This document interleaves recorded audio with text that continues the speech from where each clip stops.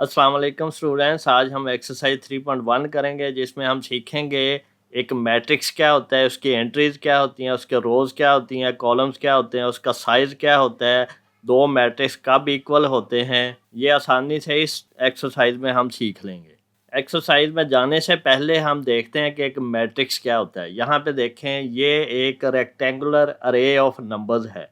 कुछ नंबर्स हैं हमने इकट्ठे किए रेक्टेंगुलर फॉर्म में। यहाँ पे देखें, एक रो की फॉर्म में इकट्ठा किया है जो हॉरिजॉन्टल लाइन है, इसको रो की फॉर्म कहते हैं। जो वर्टिकल लाइन है इसको कॉलम कहते हैं। और हमने क्या किया, ये एक रेक्टेंगुलर फॉर्म में एक रेक्टेंगुलर अरे बनी है नंबर्स की, जिसमें क्या है, हॉरिजॉन्टल रोज हैं और वर्टिकल कॉलम्स हैं। और इसके अंदर जितने भी ये नंबर हैं, ये एक एंट्री है, ये भी एक एंट्री है, ये भी एक एंट्री है। हर नंबर को हम एक एंट्री कहेंगे। अगर आप यहाँ पे इसकी डेफिनेशन देखें, matrix is rectangular array in a shape. Rectangular shape है ना, अरे कहते हैं नंबर्स को इकट्ठा करना। हुज एलिमेंट्स यानी एंट्रीज, हर एलिमेंट या एंट्री कहेंगे जो इसके अंदर नंबर है, are written within square brackets in a specific order. एक खास ऑर्डर में रोज और कॉलम में लिखा है, in rows and column the array obey certain algebraic operation. Algebraic operation कौन से होते हैं? एडिशन, सब्ट्रैक्शन, मल्टीप्लिकेशन, डिवीजन वगैरह। अब यहाँ पे देखें एक मैट्रिक्स क्या होता है। मैट्रिक्स वो होता है जिसमें रेक्टेंगुलर अरे ऑफ नंबर्स हो। जो हॉरिजॉन्टल रे है उसको हम कॉलम कहते हैं, जो वर्टिकल रे है उसको हम रो कहते हैं। तो ये ऊपर वाली फर्स्ट रो है, ये सेकंड है, ये थर्ड है। इसी तरह ये फर्स्ट कॉलम है, ये सेकंड है, ये थर्ड है, ये फोर्थ है। तो इसी तरतीब से इसके रोज कॉलम आएंगे। फर्स्ट रो ये वाली होगी, सेकंड ये वाली, थर्ड ये वाली। इसी तरह फर्स्ट कॉलम ये वाला होगा, सेकंड कॉलम ये वाला होगा, थर्ड कॉलम ये वाला होगा और फोर्थ कॉलम ये वाला होगा। एलिमेंट्स आर एंट्रीज, ये मैं पहले ही बता चुका हूँ। इसके अंदर जितने भी ये नंबर्स हैं, ये इसके एलिमेंट है, इसको कहेंगे या इसको एंट्रीज कहेंगे। यहाँ पे देखें लिखा है 1 2 3 4 5 6 are elements or entries of the matrix A. इसका नाम कैसे रखना है? कैपिटल लेटर से रखना है, ABCXYZ कुछ भी रख सकते हैं। Order or size of matrix क्या होता है? जितनी इसके अंदर रोज हैं, जितने कॉलम हैं, वो इसका साइज होगा। रो को हम पहले लिखते हैं, कॉलम को बाद में, और इसको लिखते हैं बाई में। अगर m रोज हैं और n कॉलम हैं तो यहाँ पे हम m/n इसको लिखेंगे कि m रोज हैं, n कॉलम है। ये रो होगी हमारे पास और ये हमारे पास होंगे कॉलम। अब यहाँ पे देखें, अगर हमारे पास ये बी मैट्रिक्स है, इसमें रोज कितनी है? 1 2 3। और कॉलम कितने हैं? 1 2 3। तो इसका ऑर्डर क्या है, साइज क्या है? 3/3, 3 रोज 3 कॉलम। अगर हम ये वाला देखें तो इसमें रोज कितनी है? 2 हैं। कॉलम कितने हैं? 1 2 3। तो इसका ऑर्डर क्या है? 2/3, क्योंकि 2 रोज हैं, 3 कॉलम हैं। रो को पहले लिखना है, कॉलम को बाद में लिखना है। अगर हम ये पीछे वाले मैट्रिक्स पे जाएं, ये वाला जो था, तो इसमें कितनी रोज हैं? 3 रोज हैं। तो इसका साइज कितने हैं? 3 कॉलम कितने हैं? 4 हैं, 4। तो इसका साइज क्या है? साइज ऑफ मैट्रिक्स ए क्या है? 3/4। अब है इक्वल मैट्रिक्स। दो मैट्रिक्स कब इक्वल होंगे? जब उनकी हर चीज़ इक्वल हो। यहाँ पे जो एंट्री है वो इधर भी उसी जगह पे हो, इसके जितने रोज हैं उसकी भी उतनी हो, इसके जितने कॉलम हैं उसके भी उतने ही हो, इसका साइज उसके साइज के बराबर हो और इसकी एंट्रीज उसकी हर एंट्री के बराबर हो, तो ये दोनों इक्वल होंगे। यहाँ पे डेफिनेशन देखें तो two matrices A and B are said to be equal if and only if they are of same order and their corresponding elements are same. Corresponding क्यों कहा है? कि यहाँ पे जो पहली जगह पे है उधर भी पहली जगह पे हो। अब हम इसकी एक्सरसाइज सॉल्व करते हैं। एक्सरसाइज में देखें, right the number of rose and number of column in each matrix. अब इसमें हर मैट्रिक्स में नंबर ऑफ रोज और नंबर ऑफ कॉलम्स आपने लिखने हैं। जी स्टूडेंट्स, अब यहाँ पे देखें फर्स्ट क्वेश्चन क्या है, write the number of rose and number of columns in each matrix. अगर फर्स्ट वाले ए को देखें तो यहाँ पे इसकी रो कितनी है और कॉलम कितने हैं। यहाँ पे हम लिख लेंगे rows of A equal to, और यहाँ पे लिखेंगे columns of A equal to. अब यहाँ पे देखें नंबर ऑफ रोज ये वाली हैं 2 हैं और नंबर ऑफ कॉलम क्या हैं? वो ये वाले हैं, ये भी 2 हैं। तो इसके 2 रोज हैं, 2 कॉलम्स हैं। अब हमारे पास मैट्रिक्स बी है, यहाँ पे हम लिखेंगे रोज ऑफ बी और कॉलम्स ऑफ बी। रोज कितनी है 1 2 3, तो 3 इसकी रोज हैं, कॉलम कितने हैं ओनली 1 है, तो 1 इसका कॉलम है। अब इस तरह का मैट्रिक्स जिसमें सिर्फ एक कॉलम हो उसका खास नाम है कि ये कॉलम मैट्रिक्स है। इसी तरह जिस मैट्रिक्स में सारी एंट्रीज जीरो हैं वो जीरो मैट्रिक्स है, ये भी आपने याद रखना है। अब अगर हम सी की बात करें तो सी में सिर्फ एक रो है, तो रोज ऑफ सी कितनी है 1 है, और कॉलम ऑफ सी कितने हैं 1 2 3, ये 3 हैं। तो इस तरह का मैट्रिक्स जिसमें सिंगल रो हो उसको रो मैट्रिक्स कहेंगे। अब हम मैट्रिक्स डी की अगर बात करें तो इसमें नंबर ऑफ रोज कितनी है 1 2 3, 3 रोज हैं। इसमें नंबर ऑफ कॉलम कितने हैं 1 2 3, 3 नंबर ऑफ कॉलम है। तो इसका number of rose and number of column बराबर है। इस तरह के मैट्रिक्स का भी खास नाम है, ये स्क्वायर मैट्रिक्स है। रो भी बराबर है, कॉलम भी बराबर है, तो ये स्क्वायर मैट्रिक्स है। अब देखें मैट्रिक्स ई की बात करें तो इसमें कितने ही रोज हैं 1 2, 2 रोज हैं, और कॉलम इसके कितने हैं 1 2 3, 3 कॉलम है। अगर नंबर ऑफ रोज और नंबर ऑफ कॉलम बराबर ना हो तो इस मैट्रिक्स का भी खास नाम है, ये रेक्टेंगुलर मैट्रिक्स है, क्योंकि ये रेक्टेंगल की शेप बना रहा है ना।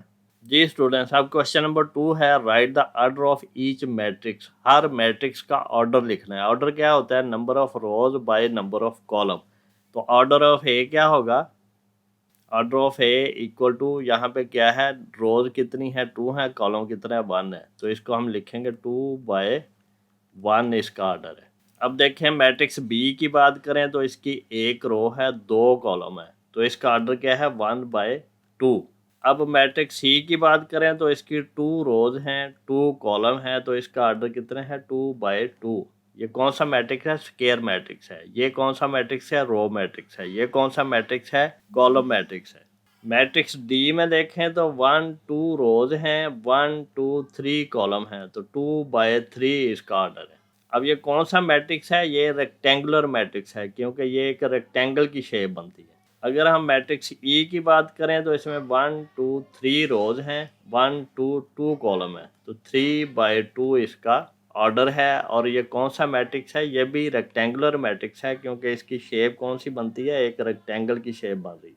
अब मैट्रिक्स एफ की बात करें तो 1 रो है 1 कॉलम है, तो ये इसका ऑर्डर क्या है 1/1। और ये कौन सा मैट्रिक्स है, ये स्क्वायर मैट्रिक्स है, और इसका एक खास और भी नाम है, जिसमें सिंगल एलिमेंट हो उसको हम सिंगुलर मैट्रिक्स भी कहते हैं। स्टूडेंट्स क्वेश्चन नंबर 3 है which of the following matrices are equal. अब कौन से इक्वल हैं, उसमें सबसे पहले आपने देखना है उसका साइज इक्वल है या नहीं। साइज इक्वल होगा तो फिर उसकी कॉरस्पॉन्डिंग एंट्रीज देखेंगे इक्वल हैं या नहीं। अब ए को अगर देखें, ए किसके इक्वल हो सकता है, ये एक स्क्वायर मैट्रिक्स है, 2 रोज हैं 2 कॉलम्स हैं। और दूसरा कौन सा मैट्रिक्स है ऐसा, यहाँ पे देखें जे वाला एफ है। एफ को देखें तो इसकी 2 रोज हैं 2 कॉलम्स हैं, 3 - 3 0 हो जाता है। 3 यहाँ पे है, यहाँ पे 3 है, 3 + 1 4 है, ये भी 4 है, फिर ये 1 है, ये भी 1 है। कॉरस्पॉन्डिंग एंट्रीज भी सेम है, साइज भी सेम है, तो ए जो है ये इक्वल टू एफ है फर्स्ट। सेकंड आप चेक करें बी को। बी को अगर देखें तो बी किसके बराबर हो सकता है, 2 रोज हैं 1 कॉलम है। और कौन सा मैट्रिक्स है जिसकी 2 रोज 1 कॉलम है, ये है 2 रोज है और 1 कॉलम है, दो, क्योंकि दोनों ऐड होकर सिंगल एंट्री बनेगी। ये 5 + 4 9 है, ये भी 9 है, ये भी 9 है। पहली एंट्री 9 है और दूसरी एंट्री क्या है -8 + 1 -7 है, ये -7 है, तो ये भी बराबर है। तो बी बराबर है डी के।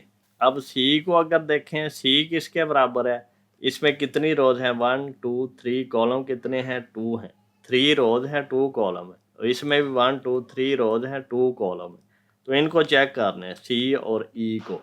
अब यहाँ पे देखें 3 2 6 है और ये भी 6 है, फिर 2 - 1 1 है, ये 1 है, फिर 2 × 2 4 है, ये 4 है, फिर 2 - 4 - 2 2 है, ये 2 है, फिर 4 + 4 8 है, ये 8 है, फिर 3 + 0 3 है, ये भी 3 है।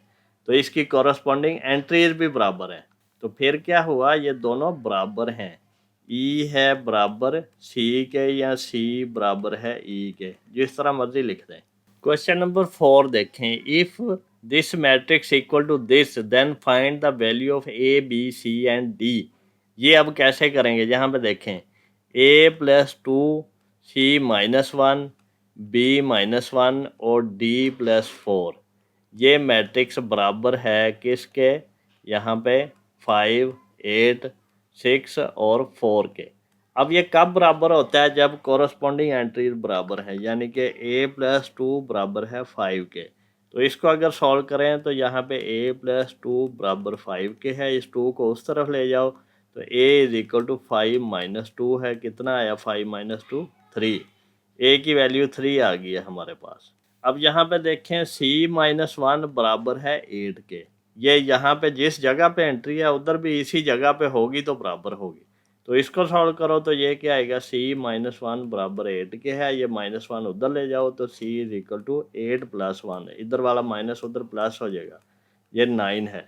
तो यहाँ पे हमारे पास C की वैल्यू क्या आ गई है, 9। अब हम नेक्स्ट देखते हैं इसको, B-1 बराबर है 6 के, तो ये क्या आएगा, B-1 बराबर 6 के है, -1 उधर ले जाओ प्लस हो जाएगा, ये B = 6 + 1 = 7।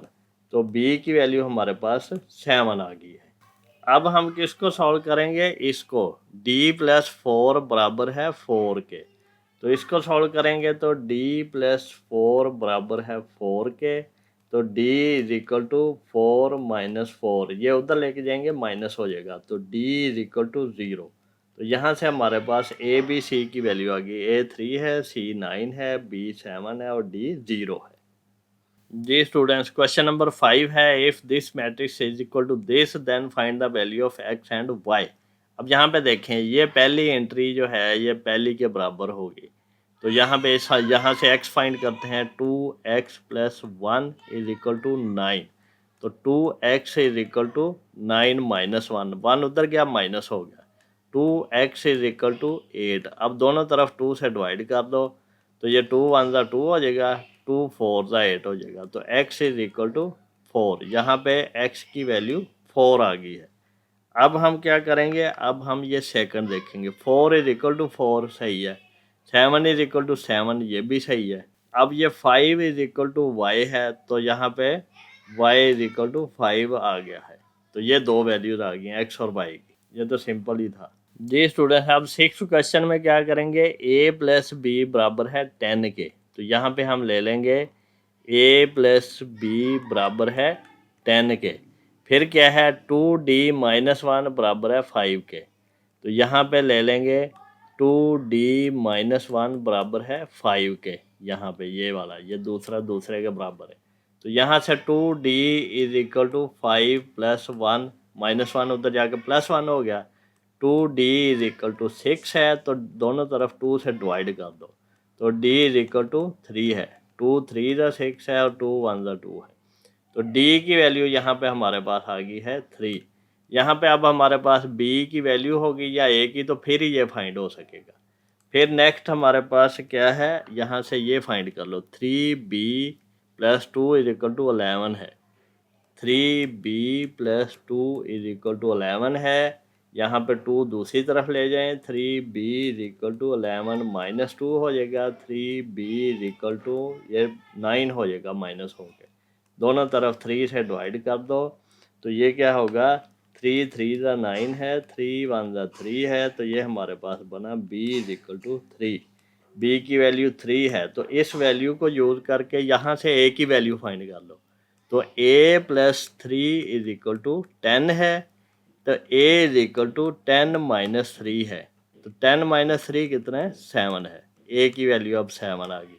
अब हमारे पास 4 = C है, तो यहाँ से C की वैल्यू भी आ गई है, C = 4 है। तो इस तरह आसानी से हम ये इक्वलिटी की कंडीशन को यूज़ करके ABC की वैल्यूज़ फाइंड कर सकते हैं। जी स्टूडेंट्स, क्वेश्चन नंबर 7 है, यहाँ पे देखें P + Q = 6 है, ये पहली वैल्यू इस पहली के बराबर है, फिर ये 5 इस 5 के बराबर है, ये 11 इस 11 के बराबर है, और फिर P - 2Q बराबर है 0 के, ये वाली वैल्यूज़ इसके बराबर हैं। अब इसको सॉल्व करना है। अब यहाँ पे देखें, ये थोड़ा सा डिफ़िकल्ट हो गया, अगर हम इन दोनों को सब्ट्रैक्ट कर दें, यानी कि हम यूँ करें कि हमारे पास P + q is equal to 6 है, इसमें से माइनस कर दें हम माइनस पी, ये +2 क्यू हो जाएगा और ये -0 +0 बराबर ही होता है, साइन चेंज हो जाएगा। अब ये p जो है ये p से कट गया, p माइनस पी 0 आ गया है। फिर ये 1q + 2q + 3q है और ये 6 + 0 6 ही है। तो यहाँ से 3q इज इक्वल टू 6 है, q इज इक्वल टू 6/3, दोनों तरफ 3 से डिवाइड किया, 3 2 दा 6, q इज इक्वल टू 2 है। q इज इक्वल टू 2 है तो यहाँ से हम वैल्यू p की फाइंड कर सकते हैं। इन दोनों में से किसी में पुट कर लो। अगर हम ये पहले वाली में पुट करें तो p + 2 इज इक्वल टू 6 है, p is equal to 6 - 2 is equal to 4 है, p की वैल्यू 4 है। अगर हम इसमें पुट करें तो ये क्या आएगा, ये आएगा हमारे पास p - 2 × 2 इज इक्वल टू 0 है, p - 4 इज इक्वल टू 0 है। तो यहाँ से क्या आएगा हमारे पास p की वैल्यू इज इक्वल टू 4 दूसरी तरफ जाकर प्लस हो जाएगा। तो दोनों सूरतों में एक जैसी वैल्यू आएगी।